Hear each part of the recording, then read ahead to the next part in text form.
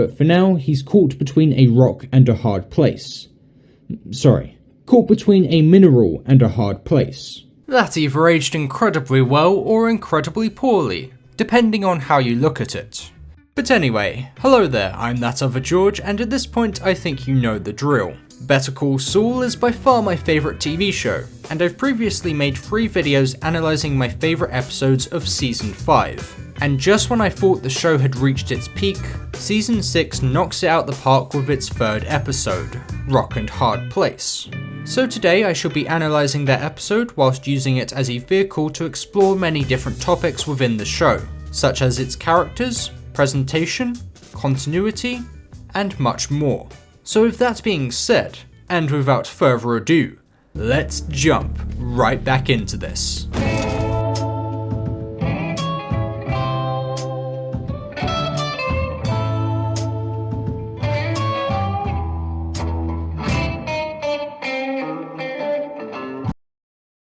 After the events of Something Unforgivable, Season 6 kicks off with Nacho on the run.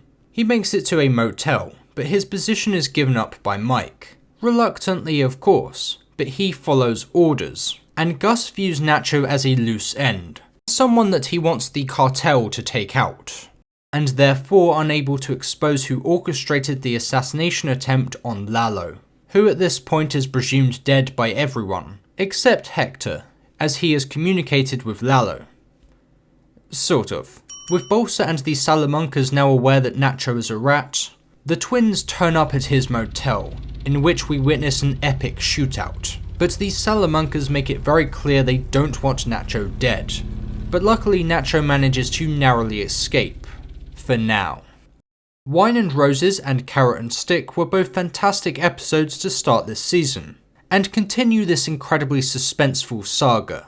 But it was all about to get even better. Rock and Hard Place opens up with a shot panning across the ground in the New Mexico desert, accompanied with the sound of thunder in the background. The camera then tilts up from the desert terrain to show a beautiful blue flower, shortly followed by rainfall. It would seem the viewers of this episode have different interpretations of what this flower represents symbolically, and I'm sure the writing team likely made it this way with multiple meanings in mind. My personal interpretation of this was not only the obvious thing of it being a tribute for Nacho, but it also reflecting the situation that he's in. There's a clear contrast between the barren desert accompanied with thunder, and the lovely blue flower. I feel this is symbolic of Nacho's situation, where everything feels bleak and hopeless, but no matter how bad things get, there will always be a positive part somewhere. We then move away from the flower until we see a glass shard being hit by raindrops, and foreshadowing what's to come in this episode. After a rather ominous opening, we then cut to the iconic intro, which I of course loved recreating for this video, and after that we are presented with various close-up shots of Nacho's getaway truck, highlighting the flat tyre, bullet shells and glass shards. Before the truck inevitably comes to a halt, Nacho gets his Browning high-power pistol at the ready, but then looks to his left, sees an abandoned oil tanker, and takes his chances by going to hide in there. The twins pull up in front of the truck, and one of them is about to search the oil tanker, so Varga has to quickly move into the oil puddle at the end and submerge himself within it. The Salamanca twin does not spot him in there, and they move along. After he gets out the oil tanker, he is yet again forced to keep moving, until the following morning, where we see him hosing off at a service station. The mechanic working there slowly walks behind him, and considering how on edge Nacho is, he spots him and very quickly reaches for his pistol, but notices the guy is friendly and is just offering him something to clean with. Nacho Varga is a good person deep down, and this scene is an example of that. Ultimately, he joined the game with some bad players, and is at a point now where he will do what he must, but it's obvious that he would like to leave this world behind, and he deserves that with his good-hearted nature. Morality exists on a spectrum in these shows. A character like Lalo is playing the exact same game as him, but would have gunned down this gentleman without any hesitation or long-term regret. Nacho Varga is not wired in the same way, and his first appearance in this show is a perfect example of that. Even when Saul was going exclusively by Jimmy McGill, Trying to build his practice as a good, honest lawyer, he still had some dodgy methods. And in this case, he's trying to scam Betsy Kettleman. He pairs up with these twin skateboarders, and the plan is for them to jump in front of Betsy's car. But this plan does not have good execution, as they end up targeting the wrong person. And said person happens to be the grandmother of Tuco Salamanca. And with the hindsight of Breaking Bad, we know how furious this man can get. So when this plan went wrong, he takes Jimmy and the skateboarders out into the desert. And even though these skateboarders end up with broken legs, Jimmy manages to get out of it unharmed. And that is all thanks to Nacho. He speaks to Jimmy and understands that he has no knowledge of Tuco's drug business. And the escalation in events is simply due to a misjudgment on Jimmy's part. Varga knows he's telling the truth, and says to Tuco, "Croaking a lawyer for no reason is bad business. He goes away, someone's gonna come look for him." They walked into my house. They disrespected my abuelita. They called her Biznatch! And they just walk! Ah! What about the lawyer? He's giving respect. Obviously, Nacho sees an opportunity for Jimmy to help him and his fellow criminals out in the future. Yes, Nacho could read this guy very well. But I do believe this comes from a place of respect as well. Despite his line of work, he does not believe in unnecessary bloodshed. And it was after this scene that I just knew he would go on to become one of my favourite characters in the show. Anyway, let's get back on track. Nacho freshens up and offers the mechanic some money in exchange to make a couple of telephone calls. The mechanic declines the money and says that he can go ahead. So firstly he calls his father, and they proceed to have a very upsetting conversation. Nacho? Sí, papá. Solo quería escuchar tu voz. ¿Dónde estás? Eso es muy raro. No importa, papá, solo hablé para ver cómo estás. Es todo. Ya hemos hablado de esto muchas veces. ¿Sabes lo que tienes que hacer? A la policía. Sí, papá. Te entiendo. ¿Qué más queda de decir? Adiós, hijo. Adiós, papá.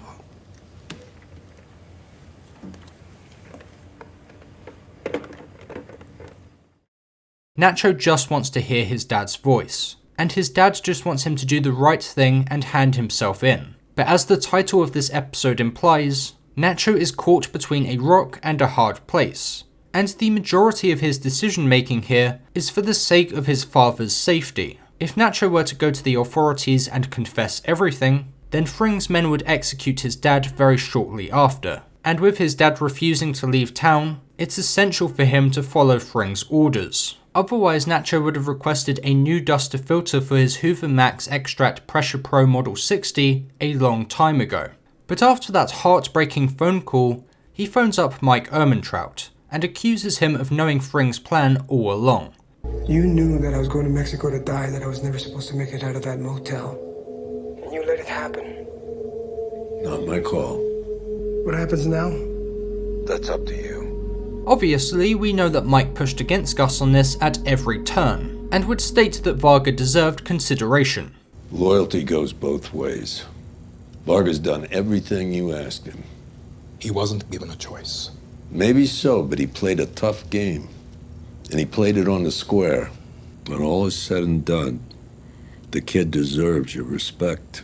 Nacho then wants to talk with Gus, and proceeds to speak to him in a rather threatening tone, but is still happy to go along with Fring's plan as long as his father is kept out of it. Is that bastard with you? Put him on. He wants to talk to you. Yes. You are screwed. You want the cartel to blame me for Lalo? But if they catch me, make me talk. That is not good for you, is it? The only way that this works for you is with me dead.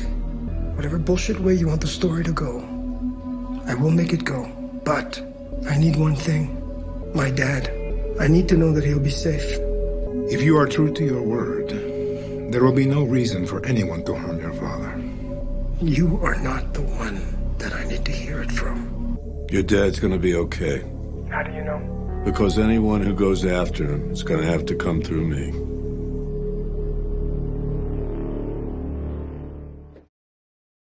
After getting Mike's word, Nacho leaves the mechanic a handful of notes and is on his way once again. The episode then cuts over to good old Saul Goodman, writing additional notes and discussing with Kim about their next move on Howard Hamlin, and more specifically how they're going to gain access to his car for the next phase in their plan.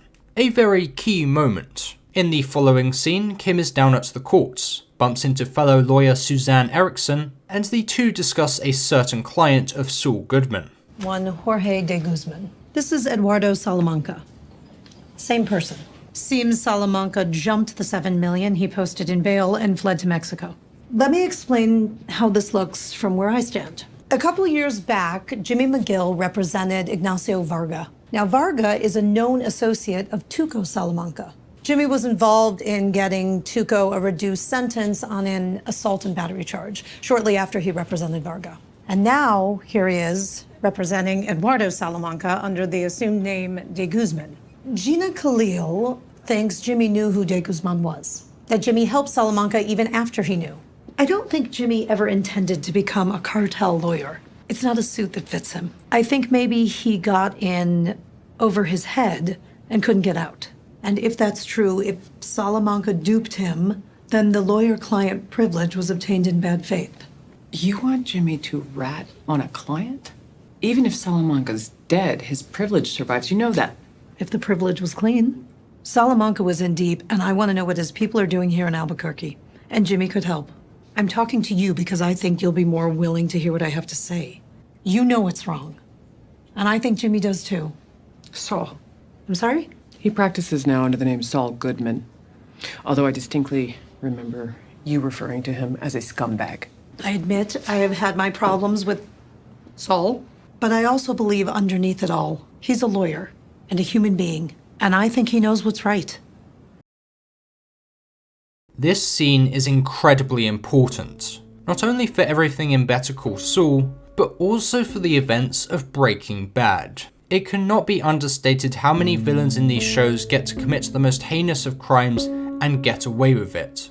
All because of the defense Saul puts up for his clients, and the lengths he goes for some of them. Not only is he able to get said villains back into the world to commit further crimes, but he is sometimes involved in the process. It's bizarre to think about now, but Saul only has 2 hours and 44 minutes of screen time throughout the entirety of Breaking Bad. And yet he plays such a huge role in causing all the horrific things that take place in that show. In Saul's own words, Fact is, Walter White couldn't have done it without me. And this is a huge character flaw with Kim. She will always turn a blind eye to Saul's unethical methods, and will often encourage it if it benefits her, or she just sees the opportunity to have some fun. And that's why scenes like this are often difficult to watch. There are many opportunities to hit the undo button, but they choose to ignore it all, until it's too late. And as we see later in this episode, Kim and Saul are quite indecisive about how they should handle this, but ultimately don't worry about it too much, due to there being no evidence against Saul, whereas what they should be concerned about is the lack of morality surrounding their actions. The DA's office put it together that Lalo was calling himself De Guzman. They are pretty upset they let him go. Erickson seems to think that if Lalo lied to you and you didn't know about the pseudonym, that you could break confidentiality. She wants you to talk. She says it's right. Well, what do you think we should do? You should do whatever you want, Jimmy. They don't have anything on you. It's just a fishing expedition to see if you bite. You think I should do it? It depends. Do you want to be a friend of the cartel, or do you want to be a rat? To think if Kim had taken Suzanne's advice and passed that advice along to Saul, Well, what do you think we should do? then so much future conflict could have been avoided. The warning signs were all there, and there will only continue to be more of them. Guys like you think you're so damn smart, and you think you don't have to play straight with anybody. The wheel is gonna turn. It always does. And he gets to be a lawyer? What a sick joke. I should have stopped him when I had the chance. And you have to stop him. But yes, I will land on my feet. I will be okay. But you? Far from it. You two. You two are soulless. Jimmy, you can't help yourself. Chuck knew it. You were born that way. But you One of the smartest and most promising human beings I've ever known. And this is the life you choose. But anyway, directly after that scene, Mike is removing the floorboard of this truck and is reunited with Nacho. He receives a meal, and shortly after, Victor comes downstairs and states that Gus needs Varga to look a little beaten up, as they are claiming to be the ones to have captured him. Therefore, it's essential for them to come across as convincing to Bolsa and the Salamancas. But Mike says that he will take care of it, and Nacho is already aware of what's about to happen. Gotta make it look real, right? Let's get it over with. This unfortunately is not a first occurrence for Nacho, and he clearly has the events of the episode Something Beautiful in mind. Nacho has been in this game for so long now. These beats are becoming all too familiar, as he is forced to do the same thing over and over again. The definition of insanity. Mike then gets out some liquor and 2 glasses. This will of course be to numb the pain, but a more wholesome way to look at this is that he's taking the opportunity to have a drink with him.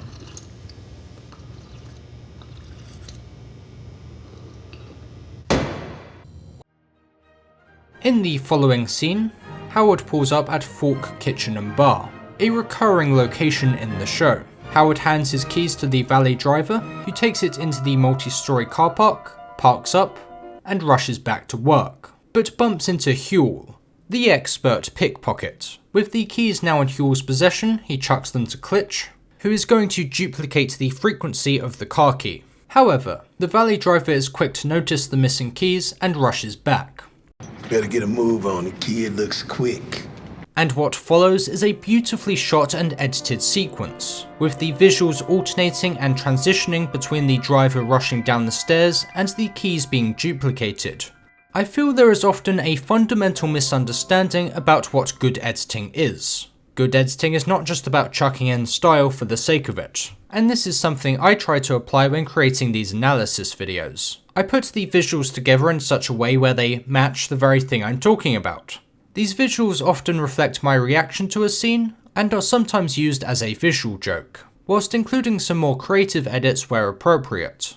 Now I could mix these clips together by going like this, but why? Why would I want to do that? That is not good editing. Good editing takes both style and substance into account, and that's exactly why this sequence is so phenomenal.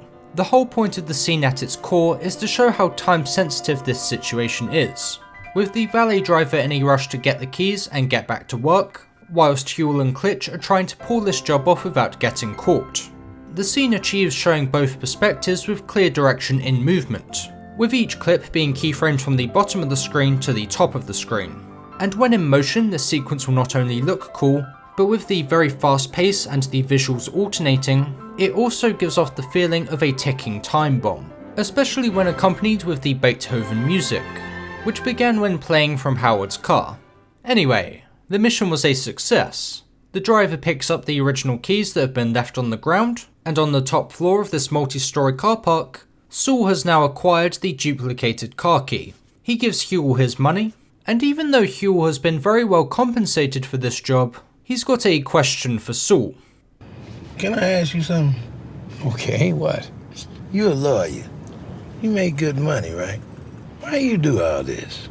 I know from the outside this looks like just another scam, but you're not seeing the bigger picture. A couple months from now, there are people whose lives are going to be way better. We're making a real difference. Trust me.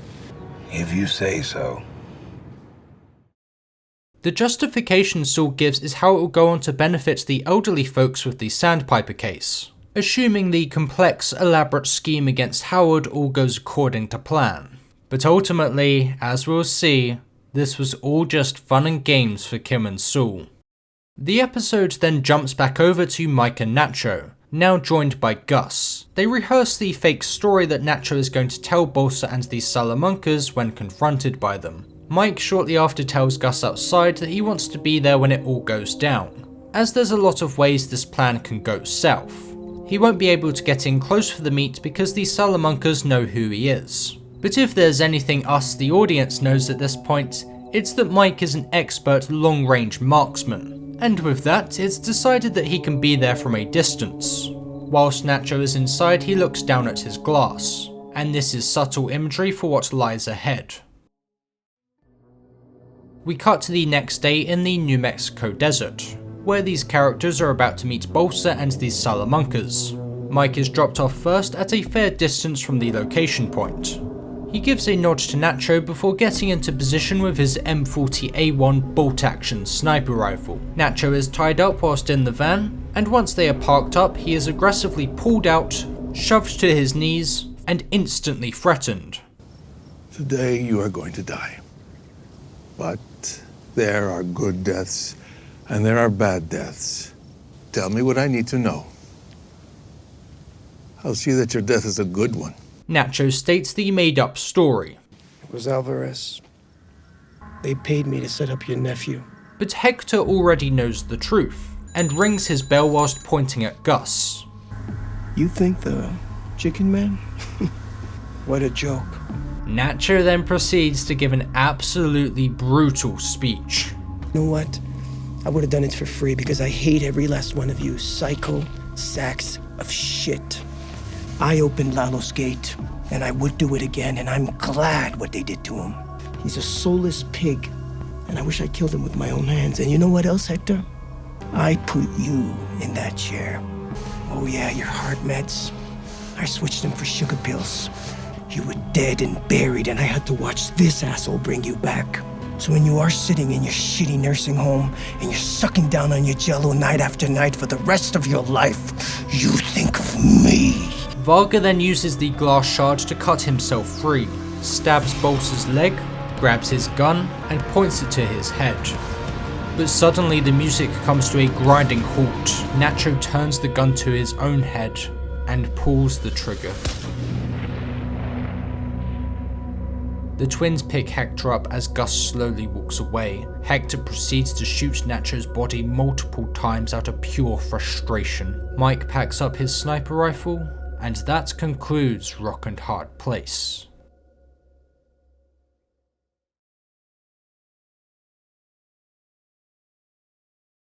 Wow, what a fantastic yet tragic episode of television, with one of the most intense final scenes in the whole show.